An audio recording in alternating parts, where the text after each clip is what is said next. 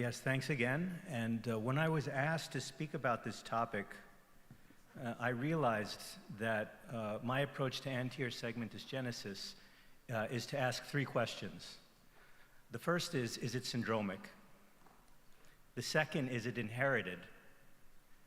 And the third, is there glaucoma yet? And my time is limited, so let's go through some cases to illustrate my approach. I showed you this case earlier. This is a child who came with classic aniridia. When we have a child with sporadic classic aniridia, we're worried, of course, about the eye, but more importantly is whether or not this is associated with a predisposition to Wilms tumor. Why do these patients with sporadic aniridia have a predisposition to Wilms tumor? Well, the PAX6 gene, which when mutated causes classic aniridia, sits right next to the gene WT1. And if you have a new deletion that's large enough to hit both of those genes, you of course will get classic aniridia, which is the most visible thing that you see right after birth. But that classic aniridia could be a marker that WT1 has been knocked out and there's a predisposition for Wilm tumor. So it's these patients that are sporadic classic aniridia where we have this concern about the predisposition for Wilms tumor. And this is one of the situations where I feel genetic testing is strongly indicated because you just basically look to see if WT1 is deleted or not. We don't have this same concern with familial aniridia because in familial aniridia, typically the mutation is within PAX6. And so if the mutation is within PAX6, it's not conferring a risk for deletion of WT1. So much more relaxed when you have a familial case of aniridia. Now here's a child who came in. With congenital aniridia and also congenital glaucoma. PAX6 mutation typically doesn't cause congenital glaucoma. It's often an acquired glaucoma, but it's not impossible. So a patient like this should be analyzed for PAX6, and more importantly, WT1. But this analysis was negative. It wasn't really clear to me what this baby had until she got a little bit older. And as she got older, she developed some of the extraocular signs of Axenfeld-Rieger's abnormality, and this child had FOXC1 mutation. So FOXC1 and PITX2 are two genes that, when mutated, cause Axenfeld-Rieger spectrum. This is a large spectrum of anterior segment dysgenesis, which can range just from posterior embryotoxin to frank aniridia, lack of iris, and congenital glaucoma. These patients, when they're born, extraocular features might not be apparent, but it's an important point that in children, phenotypes evolve. And of course, you can't appreciate that a child has pointed teeth before they develop teeth. You can't appreciate they have a small jaw until they get a little bit older, the facial features develop further.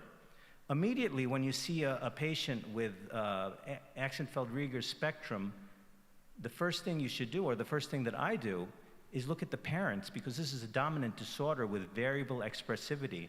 And sure enough, the mother had undiagnosed glaucoma. It was actually quite advanced, and she didn't even realize it. She had the same FOXC1 mutation, but because of variable expressivity, she just had some mild iris hypoplasia. She didn't have frank external findings.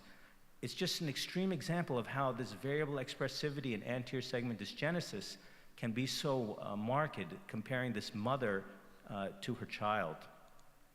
FOXC1 and PITX2, as I said, are genes classically associated with Axenfeld-Rieger spectrum. It's a very large spectrum of anterior segment dysgenesis. Basically any patient with an anterior segment dysgenesis could have mutations in these genes. There are extraocular features associated with mutations in these genes. Most of the time, these extraocular features are mild. They're not actionable. You don't really have to do anything about them other than sensory neural hearing loss. But sometimes there are more significant extraocular features. So it's good to identify these patients. It's much better for the patients and for genetic counseling as well in terms of recurrent risk and identifying other family members who might be affected and they don't even know it. We have a responsibility not only to the patient, we have a responsibility to the family as well. Here's another family with anterior segment dysgenesis. This family had microcornea, cataract, iris abnormalities. And this family had mutation in another gene that's important to be aware of. This family had mutation in the gene collagen 4A1. And this is another gene associated with syndromic anterior segment dysgenesis plus or minus glaucoma. Mutations in this gene are associated with a microangiopathy of the brain. And sure enough, when these patients were further evaluated, they had a microangiopathy that they didn't even realize. Mutations in collagen 4A1 are also associated with nephropathy. It's important to identify these patients. The findings, the microangiopathy is not always actionable, but sometimes it is. Sometimes there are prophylactic measures, and the same can be said for the nephropathy. So collagen 4A1 is another gene to be aware of in children who come in with anterior segment dysgenesis. Here's a 2-month-old boy with congenital glaucoma. And when I first saw these patients, I used to test them for PAX6 because I was worried about aniridia, congenital aniridia. But I now know that this is not the phenotype of congenital aniridia. This is a phenotype of iris hypoplasia. This is not a dilated pupil, partial iris ectropion, and a central corneal opacity that's actually intrinsic to the cornea. It's not from increased intraocular pressure. This phenotype is pathognomonic for CYP1B1 mutations. It's a very bad anterior segment dysgenesis phenotype. But if you see these three things together, partial iris hypoplasia, congenital ectropion uvei, and a central corneal opacity like that, it's CYP1B1 mutation.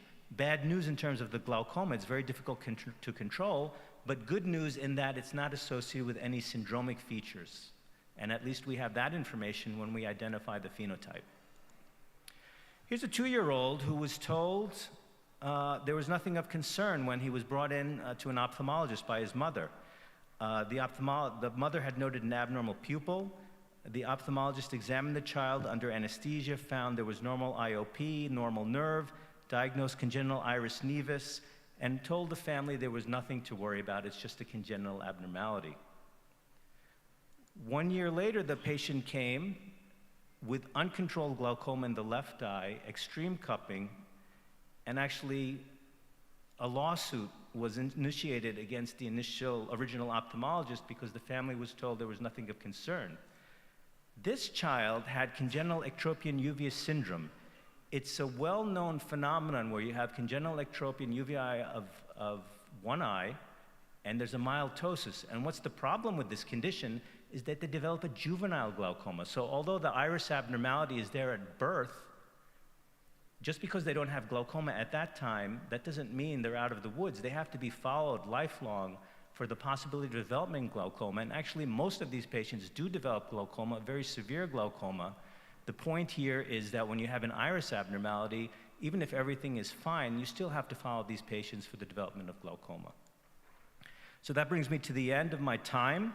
In summary, anterior segment developmental abnormality can be caused by different gene mutations or no detectable gene mutation, as in the congenital ectropion uveus syndrome, which is a well-known syndrome, but there's no known genetic basis.